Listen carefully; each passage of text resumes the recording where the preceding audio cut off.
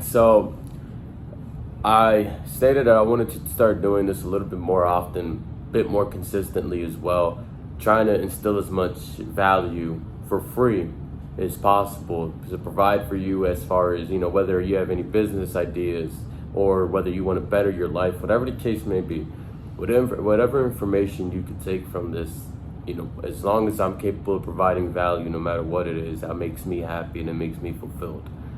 Now, don't necessarily have a layout for what I want to talk about today, so I'm just kind of going to go off of whatever I can think of right now. One thing I've been noticing a lot lately is a lot of people are very hard on themselves. And what I mean by very hard on themselves is as though we all have this idea, we all have a vision of what we want our life to be or how we want our lives to turn out. Now, the problem with most people is the reason a lot of people can't get a lot of things done is because of the fact that they're way too hard on themselves. Now, it's one thing to be self-motivated. It's one thing to push yourself to do better, to push yourself to create more value and create a level of abundance for yourself. However, being hard on yourself is never the route to take when it comes to success. Reason being is when you're hard on yourself, you're pretty much disabling yourself from doing much. When you're hard on yourself, you start viewing things as processes as opposed to the outcomes that you're after. What I mean by processes is you start chunking things down. Let's take going to the gym, for example. Now, a way of making things harder for yourself or making things harder on yourself is, let's say you're about to go to the gym. And now you're thinking about it as a process. You're thinking, I gotta go home from work. Oh man, I'm gonna be tired when I get home from work. Then I gotta change out of my clothes, put my clothes for the gym. And then I gotta make sure I put the right shoes on. I gotta bring my bag for the gym. I gotta get everything ready. And then I gotta take another drive just to get to the gym. Then once I get to the gym, I hope the gym is not packed. I hope I can get on an equipment. And then I gotta see what I'm gonna do at the gym today. It's just gonna be too much work. At that point, you forgot that the whole outcome you were after was just to go to the gym and get some exercise and to better your overall health and well-being. Instead, what you turned it into is this whole chunking of processes of what it takes to get to the gym. And when you start chunking things down, it makes the process seem a lot longer than what it truly is. However, our brains are wired in a way where when we start chunking things down, we start seeing it in a way where it's a longer process and it discourages us from moving forward. Now, that's an issue that we can pretty much eliminate early. Now, how can we eliminate that early? As opposed to thinking about what it takes to get something done, what about you think about the outcome you're after? Don't think about the process of getting ready for the gym. Just think about going to the gym and getting a workout in and achieving the body that you're looking to accomplish, achieving the level of health you're looking to accomplish, the level that you're hoping to reach, the type of weight you're hoping to lift, whatever the case may be. Think about the outcome you're after in the long run. The outcome is what's going to drive you and excel you forward. The process is what's going to hold you back the more you think about it. Now, another thing too, when it comes to the processes that we all think about, we all chunk down, is when you start associating it with sacrifices, right? Last thing we want to feel like is that we are losing. Fear of loss. Fear of loss is a huge thing for most people. It's a huge driving force for most people, and it also it sets people back. It doesn't it actually really sets people back. Reason being is because when you associate a sacrifice with getting something done, you're automatically telling yourself that you're losing something along the way just to accomplish something in the long run, right? So when you tell yourself you're going to lose something, fear of loss kicks in, and all of a sudden you don't want to lose it anymore. Just like when you're telling yourself, I've been sacrificing all these years. I sacrificed my friendships. I sacrificed this, that, and this to be where I'm at. I'm gonna have to sacrifice this in the future. Oh, if I want to become successful, I'm gonna have to sacrifice the time that I spend with my friends.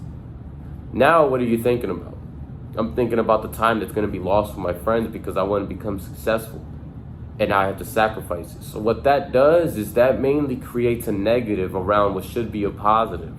Now the negative thought in your head is the simple fact that now you're going to be losing time with your friends because you want to become successful. Even though you use the term sacrifice to help motivate you, it instead did the opposite, and now you're not motivated. Now you don't want to move forward, and now you just want to spend all day with your friends while you can. Now, another thing too that I wanted to mention as well is fear. Now that I've already mentioned fear, on my last video, Yurice actually commented about fear and how a lot of people, they don't use fear and don't take advantage of fear like they should. Instead, they let fear use them. So that's what I wanted to talk about here. I want to talk about the difference between fear using you and you using fear. When fear uses you, fear ultimately overcomes whatever is in your mind, whatever is in your body, whatever you feel, and whatever you think. At that point, when you're in fear, the only thing that you're thinking about is getting away from fear. It's getting away from whatever is causing that fear. Because remember, we're either driven by pain or we're driven by pleasure. We're driven by the need to avoid pain or the need to acquire pleasure. So now, right off the bat, when you're thinking about fear and when fear starts to kick in, if fear's got full control over you, you're going to try to do whatever you can to avoid that pain. Now, here's what happens when you start using fear for your advantage. Use fear as fuel, right? Fear is fuel to you. Use fear to excite you. Use fear to get you to move forward. When Mike Tyson was fighting, he stated he had fear every single time he walked up into that ring.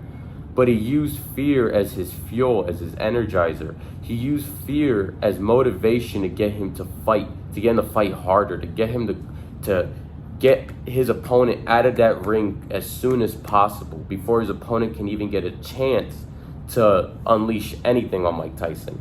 And that's why when Mike Tyson was in his prime, he was a force to be reckoned with.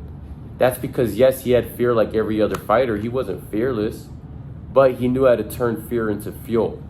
Because when you let fear overtake whatever you have going on in your central nervous system, you find it hard to do anything. Because at that point, your life is all ultimately determined by whatever your fear tells you can do, whatever your fear tells you can't do. So when you start to learn how to use fear, how can you use fear? That's a good question. How can you use fear as fuel? How can you use fear as energy to move you forward? It's simple. Instead of thinking about fear and being like, oh my God, what if this doesn't turn out right? Be like, you know what? No matter what happens, I'll be fine. No matter what the outcome is, I will be fine. That's the power of not only associations, but controlling your fear. Now, how simple is that? When you say, no matter what happens, I'll be fine, the more you say it, the more your brain starts to believe it. And the more the brain starts to believe it, the more you start to believe it. So when you go into any situation knowing no matter what happens to me, I'll be fine, no matter what outcome occurs, I'll be fine, you're ultimately telling yourself that fear has no effect on you. That the outcome of whatever situation you're getting into has no effect on you or your future, because no matter what happens to you, you're going to be fine at the end of the day. So that's the step number one to controlling fear too. And once you've got that under control, once you've got that taken care of, the rest becomes so easy for you. And you got to understand it's the certain words you use, the certain things you tell yourself, the certain things that you perceive that'll determine the outcome of your life. That'll determine the outcome of whether you're happy, you're sad, you're angry all the time, whether you're uplifted or you're always down. That's why there's some people that can walk around with their head up high and not have to worry, or it doesn't seem like they have a single worry or fear in the world. Reason being is they understand and they truly know that whatever happens to them, no matter what the outcome may be, they're going to be fine. And when you believe that and you truly tell yourself that, your brain is designed where the more you repeat, repetition is key. Repetition is key to anything. The more you repeat yourself something, the more you do something, the more likely you are to remember and ingrain it in your head, and more becomes second nature. And when something becomes second nature, you can never really get away from it, because now it's mentally instilled in you. Now it's like muscle memory. So make sure that whatever you do repetitively, make sure that that is something that can reap benefits towards you, not reap anything that may cause consequences or anything in that nature. Now, talking about consequences, I want to talk about something along that line as far as criticism is concerned. One key sound advice that I got from a mentor of mine, Chris Voss, he's an FBI negotiator. One thing he mentioned that's always stuck with me is don't ever accept criticism from somebody you wouldn't trade places with. Criticism is, a lot of people say criticism, oh, you should take it. Take all the criticism in the world. You should listen to whatever criticism that someone tells you about because maybe it can help you. Right? Usually the person that's telling you that, the person that's not in the position that you are but want to be in the position that you're in, or probably trying to be better than you but are still under you. However, they want you to listen to them. Criticism usually comes from somebody that can't tell you how to do something, so they'd rather tell you that what you're doing is wrong and what you're doing you shouldn't be doing.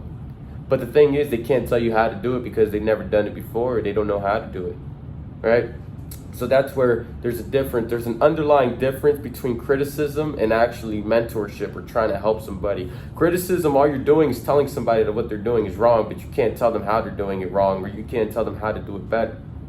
Now, when you're actually trying to help somebody, you would acknowledge that they're doing something wrong. However, you would take the necessary steps towards achieving whatever you're set to achieve in order to teach whoever you're teaching that, first of all, yes, what you did was wrong, but this mistake doesn't determine your outcome. This mistake only determines your stepping stone, your learning lesson. This is the lesson that you need to learn in order to achieve a newer level in life, right? So instead of using criticism, use mentorship. The reason I say use mentorship is because if you can teach somebody how to do something and not have to tell them that what they're doing is wrong without pretty much just leaving them in the open, it's like a cliffhanger. You're like, hey, buddy, I just wanted to let you know that everything you're doing right now has been wrong. That's it. That's all I have to tell you. Like the way you're doing what you're doing, the way you're answering your phone calls, the way you're conducting business, it's wrong. I can't tell you how it's wrong. I can't tell you how to make it better, but I can tell you that it's wrong in my opinion. Now, can you see where that sounds bad? That doesn't sound like the type of person that you want to be taking advice from. So key advice to you would be not to take advice from anybody that you wouldn't trade places with, right? So I also kind of wanted to give out some pointers too. When it comes to mental associations and how to get the life that you truly want, it's going to boil down to the things that you tell yourself, the way you associate yourself, or who you associate yourself to be. So one of the biggest things about associations here is also if you tell yourself you're a failure, what are you going to do? You're going to be a failure. You're going to do everything in your nature to follow that image, whether you want to, whether you don't want to. The problem is you're already telling yourself you're a failure, so your brain's already cutting off any possibility of not being a failure. The reason being is because now that you're telling yourself you're a failure, you're already normalizing it in your brain. Why do we do that? Why do we put ourselves through that type of pain, through that type of misery? And then we look for blame. We try to find people, things, or outside sources to blame for the positions we're in, not ever looking at ourselves and saying, why did I do this? What did I do wrong that put me in this position? And how could I make it better? Now, don't ask yourself what you're looking to accomplish. Ask yourself how you're looking to accomplish it. When you ask yourself what you're looking to accomplish, you can come up with an answer. It's easy for me to tell you what I want to do in the future. But is it truly easy for you to tell yourself how you're going to do it in the future? Because yes is nothing without how. Knowing the answer is nothing without knowing how. I can know what my outcome is, but I don't know how to get there. So when you start asking yourself how questions, you start to force your brain to find actual answers for it. So instead of asking yourself, what am I hoping to accomplish in the next few months, within the next few years? What am I looking to accomplish by May 1st, right? Instead of asking yourself that, say, how can I accomplish everything that I put aside? How can I accomplish everything that I set for myself by May 1st?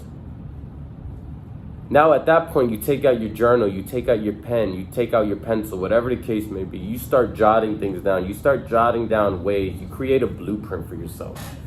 You create a blueprint for your life that's set to excel you and bring you forward. And that's all you really need to become successful. You just need to find your reason how. Don't find your reason why. You already found your reason why. You already know why you need to do what you need to do. How can you do what you need to do? How can you get there? Who can you bring with you? How can you make sure that on your way there you don't lose any type of momentum? Momentum is a thing that once you've lost it, it's hard to regain it. Now, how do you lose momentum? It's simple. You tell yourself you're going to work out today and you don't. You tell yourself you're going to do something and you don't. And then you tell yourself you're going to do it the next day. In other words, momentum can be linked to procrastination. Because when you lose momentum, you begin to procrastinate. And now you're going to look for a reason as to why you're procrastinating. That way you don't have to blame yourself. Fact of the matter is, when you start to link other reasons with your lack of momentum, you start to feel like there's nothing wrong. You start to feel like you're not doing anything wrong. This is just destiny. This is just the way life destined for you to be, right? And that's why there's a lot of people that when in the case of an argument, in the case of a debate, or even when they're talking about their current situations or their current standings, they're stuck under this preconceived notion that they are the way they are and they can't change the way they are. How many times have you heard that? This is who I am. I can't change who I am. That's an association right there. You're already telling yourself that it's impossible to change, so now you're not going to do anything in your power to change it, even though you know truly well and deep down inside of you that you have whatever potential is possible to make any changes to your body and your mindset that's necessary to accomplish whatever goals and dreams that you preset for yourself. So do yourself the favor and go ahead and I challenge you to challenge yourself. Try to see life in a different vision. Associate yourself with somebody that's successful and somebody that's happy. And can constantly and consistently associate yourself with that. Go up to your friends and brag to your friends how you're a very happy person and you can't be moved from that. And how nobody can ever bring you down. When you start to do that, you'll notice your brain will do whatever it can to maintain that image of a happy person. And you'll notice it's hard for you to get angry, hard for you to get sad, because no matter what happens, you will be fine. All right? Now, another topic that I wanted to touch on as well would also be creating habits. Creating habits out of repetition. Creating habits out of things you do consistently and things you say to yourself consistently. Now, what habits am I talking about? Now, we as human beings, we're creatures of habit. We're the type of people that if we do things more than once and we do things consistently, we create a habit out of it. Take smoking, for example. You start smoking, you need a cigarette a day, right? You start smoking a cigarette a day. Next thing you know, it becomes 2 cigarettes a day. Now it becomes 3 cigarettes a day. Now it becomes a habit that whenever you're stressed, you need to smoke a cigarette, right? That's a habit. Reason being is because you've done it so much, your brain told yourself you couldn't do otherwise. Now when you don't have your cigarette and you're stressing, now you think that there's no way to get over your stress. And now what happens is you start to bottle everything up, and now next thing you know, your day is ruined because you don't have a cigarette. The power of creating habits is something that if you don't have a grasp on, can either bring you down or it can just ultimately just drive you into a brick wall. Reason being is because take this for example. If you learn to control the habits, and if you learn what habits to create out of your life, you can become so much. Whatever you desire, you can accomplish. You would not have any desires if you couldn't accomplish them, right? If it's achievable, attainable, and measurable, it can happen.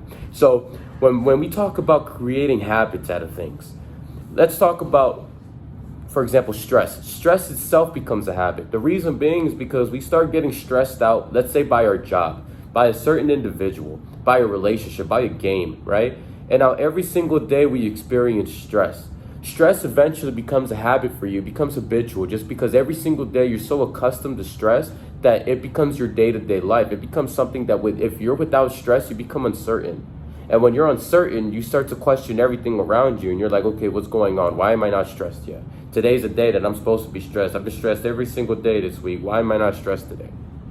And now you start to question the reality of things. Now you're starting to question whether you're doing something right, whether you're not doing something right, because you're not stressing. Stress also becomes a habit over time. And what I mean by that, and the reason why I'm bringing that up, is because if you learn to control your habits, you learn to control your stress. If you learn to control your stress, you will learn to control your emotional well-being. And when you learn to control your emotional well-being, you can control anything in your life. The more control you have over yourself, the more control you have over your body and your mind, the more control you have over your future. Now, how do we gain control? We gain control by creating the proper associations after making a decision. You make a decision as to who you want to become in life. And then you make the associations necessary to become that person. You associate yourself with a successful business person. You associate yourself with a happy person. You'll find that it's easy. You'll find that's within reach for you. What happens is a lot of time we get discouraged. We see other people living a life that we want to live and we're not living it yet. That's not true success. True success is fulfillment. When you feel fulfilled in life, when you're able to accomplish something that's greater than you, provide a service or help other people, you start to become fulfilled. And you'll notice that no money in the world, no house, no cars, no amount of cash or lump sum of money is ever going to fill that void of being able to fully be fulfilled by doing something greater for yourself. Reason I say that is also because when you think about it, Tony Robbins says it best: success without fulfillment is the equivalent to failure. Because if you're not if you're successful in life, but you haven't done everything that you wanted to do, and you haven't actually become the person that you wanted to become, you're never going to be fulfilled. And until you become fulfilled, you're never truly going to be happy. Now, as I mentioned, there wasn't really a layout for what I wanted to talk about today. However, what I wanted to do was kind of speak on whatever was on my mind, whatever I could think about, whatever value I could provide to you. One thing I wanted to mention as well actually has to do with our everyday-to-day lives, the way we speak to people, the way we speak to ourselves, and the way we speak to those that are very close to us, the loved ones that we call loved ones, family, relationships, your boyfriend, girlfriend, husband, wife, whatever the case may be. The way we talk to each other can create our downfall or create our upbringing. Reason I say that, there's a lot of relationships. So I'm gonna use relationships as an example here. There's a lot of people that can agree on this. Usually, whenever there's an argument or any type of conflict in a relationship, most people are in a relationship where there's two parties that are involved, right, in a conflict. However, nobody wants to admit who's wrong. Nobody wants to admit that they're at fault for what they've done, right? So when your significant other is mad, all you're quick to say is, oh, I don't know why you're mad. You seem mad. Oh, it sounds like you're mad. I don't know why you're mad, this, and that. Oh, I didn't do anything wrong. I didn't do anything wrong. You did that. You did this. And then the other side starts pointing fingers too and saying, I didn't do anything wrong. You're a piece of shit. You're the one that messed up. You did this, and that. Next thing you know, now you're bringing up each other's past, each other's history. And you think this is all part of the conflict. You think it's okay. We're gonna tell each other everything bad about each other. We're gonna degrade each other, and at the end, we're just gonna love each other. But all that does is create toxicity and a level of pain that you shouldn't have to endure in a relationship. So this is gonna be hard for a lot of people to do, but this is some very sound advice that if it didn't work, I would never give it. Instead of, in the midst of a conflict, if your significant other mentions something about the way you're either reacting in a relationship, treating them in a relationship, or going about your relationship, before you get on the defensive end and try to point out all of their flaws, take a second to step back, think for a little bit, recollect everything that you're about to say, and think about everything that you've done up until this point in your relationship. Your relationship should not be about who did what wrong and why you did it wrong and why you're not to blame. Your relationship should be, what did I do wrong? What am I doing wrong? How can I fix it to make this relationship better and so we can continue to grow and move forward? Unfortunately, that's not the case for a lot of people. So take this for a change. If you're to take any advice from me when it comes to a relationship on what to say, do this. Next time you have a conflict, instead of pointing out each other's flaws, pointing out where you feel like somebody went wrong or where you feel like somebody made a mistake, talk about where you went wrong first. How about you list I'm going to say this as simple as possible. Before your significant other mentions something about you, you bring it up first. It's going to be hard for many people to do, but it's probably the most effective thing you can do in a relationship that's going to save your relationship, save you so much time, save you so much heartache and pain. So let me make an example out of this. But what I mean by listing it first is, instead of waiting for them to tell you, listen, you've been unfair, you've been disrespectful, you've been rude, you haven't given me the attention, the reassurance, and the love that I so rightfully deserve and I seek. Because if your significant other tells you that, your first reaction is going to be, oh, well, yeah, how am I doing something wrong? Up until this point, I've always been good to you. I've always treated you right. This isn't that. You're always finding a problem with everything. Now, there goes the blame game. Start off your conversation like this. And if you're truly invested in your relationship, you would do this because you would know it's good for you and good for your relationship. Whenever a conflict is about to arrive or about to come about, start off by listing what you've done wrong. Say this: listen, it seems like I've been unfair in this relationship. It seems like I haven't been treating you the way that you deserve to be treated. It seems like I've been disrespectful towards you from the beginning. And I want to truly apologize and personally ask you, how can I make things better? How can I change my approach? How can I start treating you the way that you so rightfully deserve to be treated? Because it seems like no matter, I truly, I love you and I want to see you to the end. I want to be with you. I know you're truly the person I want to, share a life with and move forward with and live a long life with. How can I truly become the person that you want to be with? How can I become the person that you're not afraid to be with? You don't fear me as an individual. You love me as an individual. You feel safe when you're around me, not afraid when you're around me. And let me tell you this, if you're in a relationship with somebody and you feel afraid when you're around them and you get scared whenever they're angry, truth is, that's probably not a relationship you want to be in. You don't want to be with somebody that's going to make you feel like you're in fear whenever there's something that's about to come about. Whenever there's conflict, you don't want to fear for your life. You don't want to fear for your health. You want to seek growth. You want to seek change. You want to seek a way out of it, right?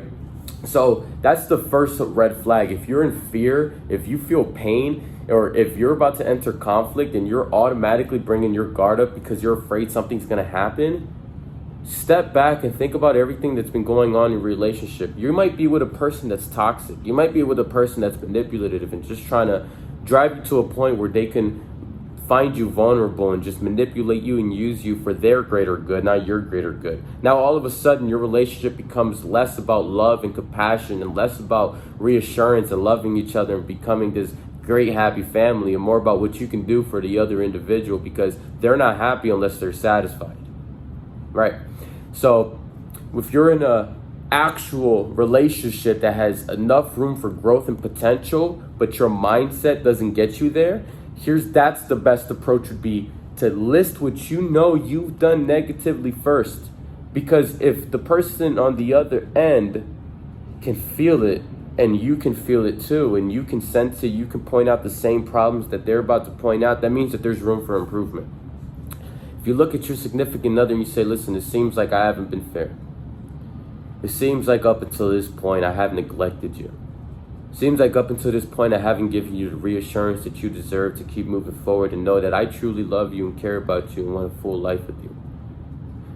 Now, if you're capable of acknowledging that, it makes conflict so much easier, if any. Because chances are, if you're able to acknowledge that in yourselves, it'll eliminate conflict early. Because you know what you need to change and you know how, all you need to learn is how to change it. You can find that out with yourself, or you can team up with your significant other and trying to find a reason to get away from all of that. Your significant other should want to do the same thing too. You list your negatives and hope for a positive outcome. I find a lot of relationships, they list their positive, but they finish on a negative note. If there's one thing I'm going to mention too, I know I keep saying that, but there's a lot of one things that I want to mention. That is, people remember the ending more than they remember the beginning. That goes for even the words you decide to use, the sentences you decide to use, and the way you decide to present things. So if I start off by saying, listen, I love you, I really want you to, be in my life, and you mean the world to me, but it seems like I always treat you like crap, and that no matter what I do, I can never make you happy. And the next thing you know, now your significant other's on the defensive end is saying, oh, well, why would you think that, oh, this is not what this is about? Why you always have to escalate situations? Now, next thing you know, you went from one conflict to another. And that's because the person forgot what you said in the beginning about how much you love them and how much you want to make them happy. But all they remember is the fact that you just told them that no matter what they do, they can never seem to show you love, or they can never seem to make you happy. Meaning what you're implying is that the other person is always blaming you or pointing the finger at you for their lack of happiness and their lack of reassurance and their lack of love. Now, you see where the difference lies and what can cause conflict and what could de-escalate situations. If you're man enough, woman enough, or capable enough to acknowledge your wrongdoings from the beginning of a conflict and acknowledge what positive outcomes you can bring about in the end as the outcome, then you'll find that there's less conflicts in your relationship and you're much happier overall. This is also true in life.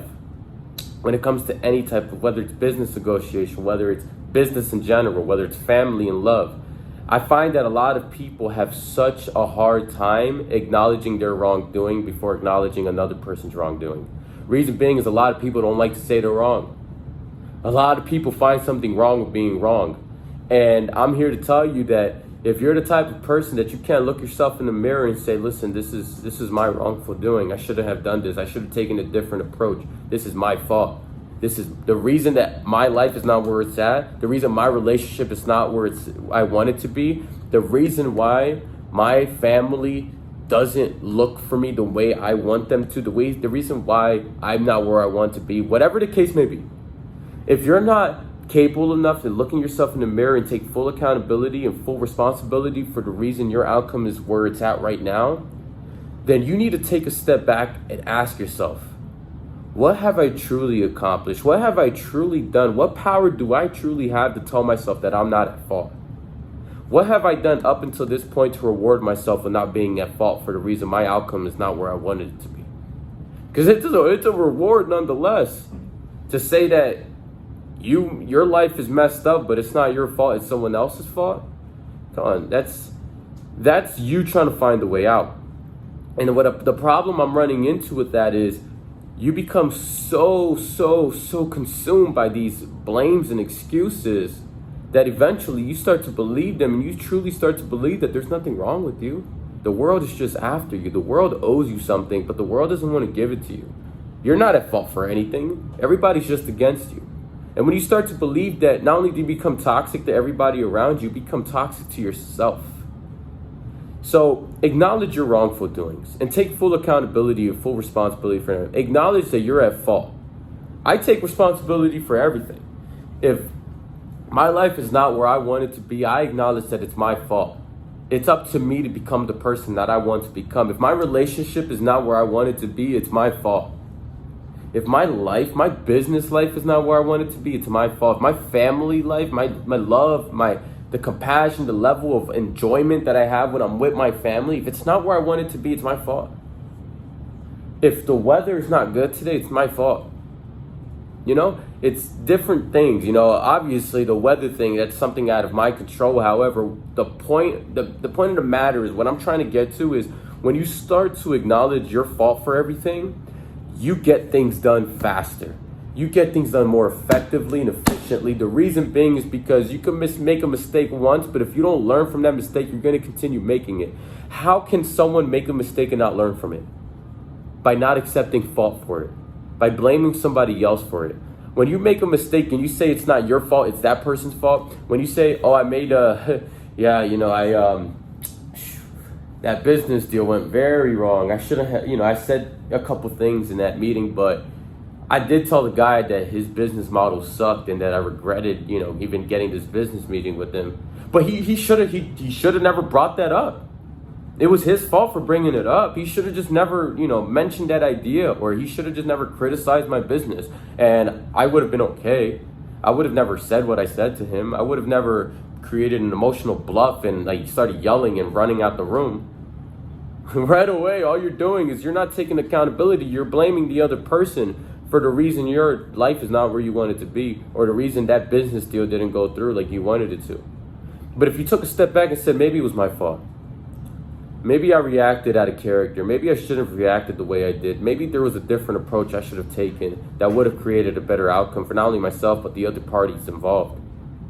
You would find a way to prevent that from ever happening again, and you would make sure that the next time you're in a business meeting or trying to do a business negotiation, you're more cautious.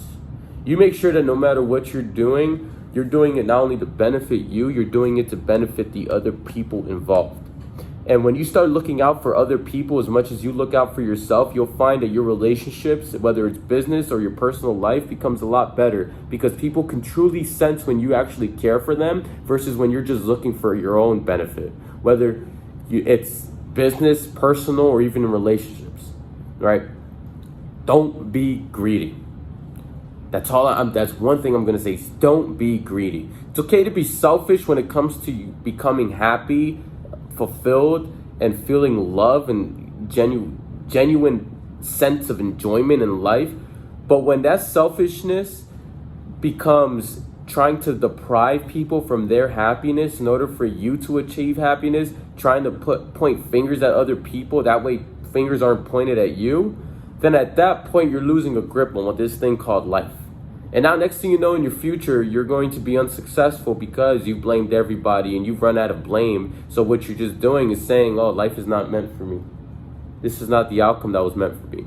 Now you're going to have somebody walk up to you. Let's say you failed a business, and now you're not blaming yourself. You're blaming the world for it. A young kid, a young aspiring entrepreneur is going to come up to you and say, hey, I have this business idea. Let me tell you about it. You're going to be like, oh, what a waste of time. I was in business once before. It's a waste of time, and it's a waste of money. Unless you're rich or come from a rich family, you'll never become successful. Is that really something you want to teach somebody? Is that really some sound advice you want to give anybody? You think somebody's going to listen to that and be like, yeah, this is a person I want to hang around for the rest of my life. This is a person I want to go to for advice. This is a person that I want to look after. This is somebody that inspires me. No. They're going to say, obviously, this person's negative. Obviously, this person didn't accomplish what they set themselves to accomplish. So this is a person I should never be taking advice from. So now you've become this person that, maybe I can learn something from you, to I don't even care to learn something from you because you got nothing for me to learn that's beneficial for me. The only thing you got for me to learn is how not to be. I'm going to look at you. I'm going to hear whatever you tell me. I'm going to see the way your life is. And instead of you inspiring me to be greater, you're going to inspire me to be the opposite of you. Because no matter what happens, I see the way you're living life. I see how miserable you are, and I do not want to be that way. You got to understand that the outcome of your life starts right now. It starts with the decisions you're making right now. And if you're still watching this video up until this point, then I take my hats off to you.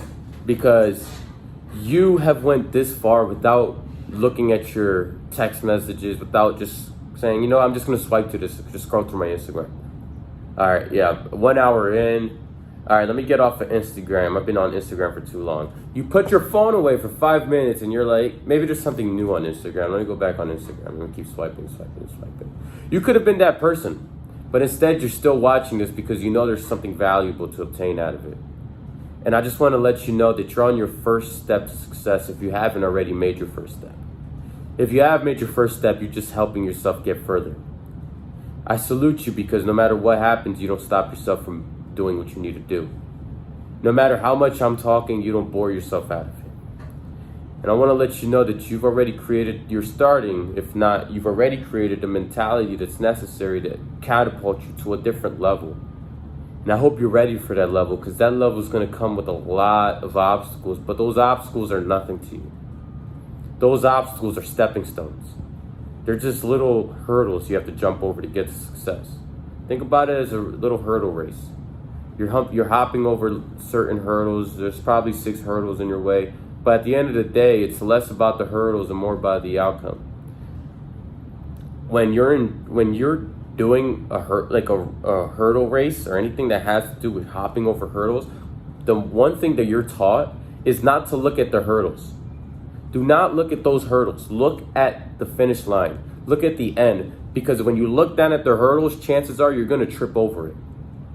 You're going to trip over if you look down at it. Just keep jumping. Just keep moving. Just keep moving. Just keep moving. Right? Because if you're focused on the process, you lose sight of the outcome. If you're focused on the outcome, the process becomes easy for you. The process becomes less work for you. It becomes enjoyable. It becomes pleasurable. It's something that you can actually look forward to, not something that you're trying to stay away from or trying to block yourself from enjoying. I hope that was enough information to provide some value for you all. Next time I do one of these videos, I'll try to put together some notes. I'll try to put together some information, some topics. What I strongly encourage some of y'all to do too is, I'm not saying I've got all the tools in the toolkit. I'm not saying I've got a bunch of information in my head right now to just spill out, right? Sometimes I do have information that I just forget to mention. So if you'd like for me to cover any topic or mention anything or just kind of give some word of wisdom on anything in general, feel free to reach out to me. Just feel free to comment. Just feel free to inbox me and say, hey, do you mind covering this topic? Do you mind answering these questions? And I'll be more than happy to do that. At the end of the day, it all boils down to me providing value to you all, no matter how I can provide value. I don't care about profit. I just care about making sure that whoever's listening reaps the same success and the same benefits. If not, I want you to become successful. I want you to become more successful than me. And with that, I leave you on that note.